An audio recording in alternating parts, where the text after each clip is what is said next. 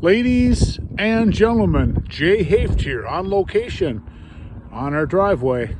What we have here is a 1972 Honda SL100. It's kind of interesting. When I was about 14 years old, I had bought an orange SL100, and I was in seventh heaven. You know, I loved the motorcycle. It's interesting how I found this one. There was a young man in town here, and he was driving one around, and you could tell that it wasn't street legal, and whatever. And he had two of them, so I purchased the two of them from him. And this one didn't have a title, the other one did. So I decided to turn it into a flat track racer, and then I want to try to sell this and then get my money back. What I stuck into it and stick it into the other one, because I want that one's going to be like a show bike. But this one here is real close. I was kind of starting to explain what I did to this bike. On the front and rear, put new tires on. You can just see the back one still has the nubs. I just had it running, started on starting fluid. I didn't want to put gas in it yet, because all I have is lawnmower gas from last year. It's got, like I said, two new tires, two new tubes, two new rim strips. On the forks here, you can see what these have is a clear coat, and then the way to redo that, it's very labor intensive. You have to wet sand it with 2000 grit until you get it, and then you go over it with a steel wool, fine steel wool, and then you polish it with a buffer on a drill. And then this was all buffed out too. The rims on this are really the only thing that the bike needs, and then to finish off part of the exhaust on it. What I did is I put a new front fender on it, because it's actually a plastic one. The one that was metal on it was kind of like all crinkled up and stuff, looked terrible.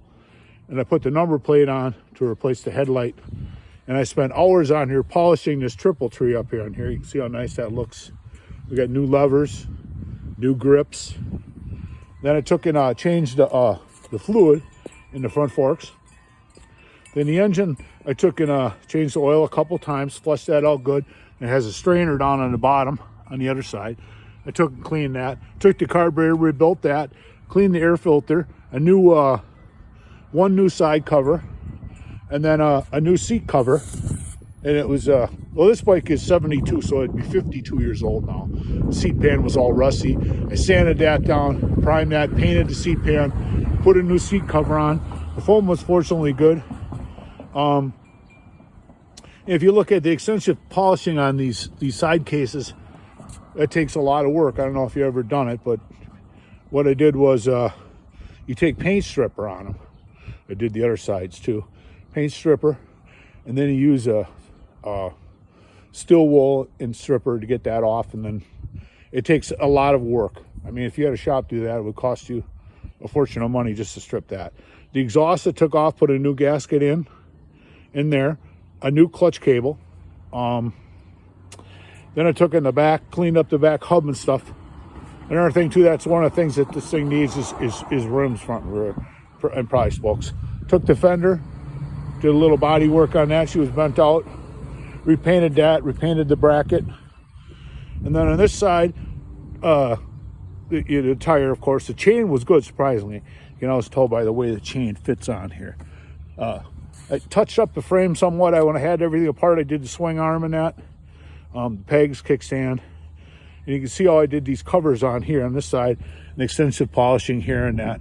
New petcock, new gas line, new filter, new key ignition, and then the new hand grips, and like I said, levers. Then I took the tank, and which had some rust in, and I took and cleaned the tank out, and then coated the inside of the tank. Did the skid plate and stuff on there, and then, but she runs and stuff, and it's kind of like, could be a flat track racer, could be a bike for a young man or whatever. And then on the tank, on the outside, I took and sanded it down, and I put these distressed Japanese decals on there, which turned out pretty good and stuff. And let's see.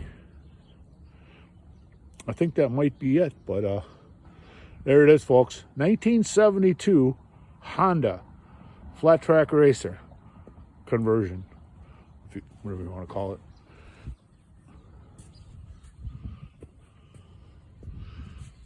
Thanks, folks.